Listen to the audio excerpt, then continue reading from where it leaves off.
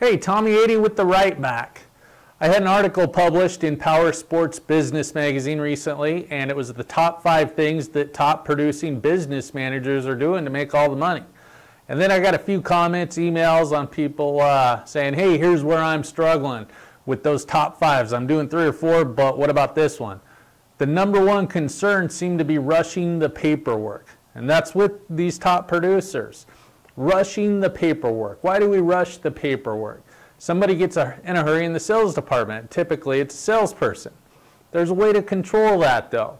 And the only way that you're going to be able to do it is if you're a good F&I manager. It's not beating down the salespeople or becoming the Nazi F&I manager, but it's just having a good process. And that process, that could start with the sales manager. You got to figure out why people are rushing in there like they are, salespeople. And so does your sales manager know how to submit deals to the lenders? Does he or she use dealer track, something like that? Can they get those deals bought? Because what if you're an F&I manager and you've got 3, 4, 5 deals backed up waiting to get signed, but they're also expecting you to get those deals submitted for approvals? You start to run out of time. But your sales manager might have time to do that. So check on that. If that's not happening with you, make sure that your sales manager knows how to structure deals and get them approved. That's one of those things. Now, the other thing, take for example a waitress. You go to a restaurant. What if you've been to a restaurant a few times and you tip that waitress well? You're probably going to get good service every time that you go there, unless you're there on a really bad day. But let's say you never tip that waitress. What kind of service are you going to get? Crappy. It's going to suck. So you tip that waitress expecting to get good service the next time and the next time. Well, salespeople, they're similar.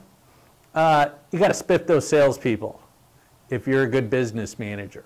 Should you have to do it? No, you shouldn't.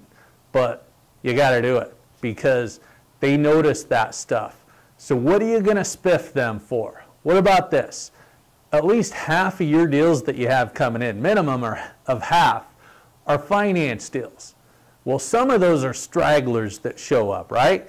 They sold them over the phone, over the internet. The customer filled out a credit app online. They got financed, and all of a sudden they show up, and they're standing at your door. They're ready to get signed up.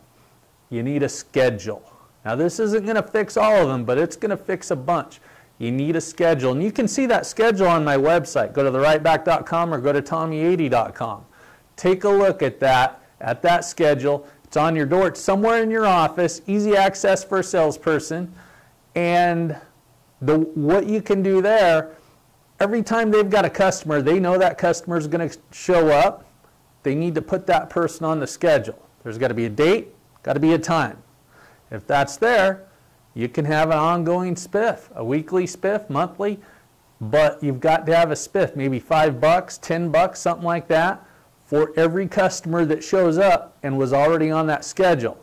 Say it's got to have an hour of lead time, something like that, whatever you come up with. And then you spiff that salesperson some money. Is that going to slow down those customers? Yeah, you're still going to get some that are coming in. Cash deals, salesperson shows up to your door and says, this guy's in a big hurry. You can slow those customers down too. And that's part of the process, but that's another video to talk about. So you've got to do those spiffs, and you've got to have a schedule. Make sure your sales manager is using dealer track to submit those deals and get them funded too, or not funded, get them approved. I'm Tommy 80 with The Right Back.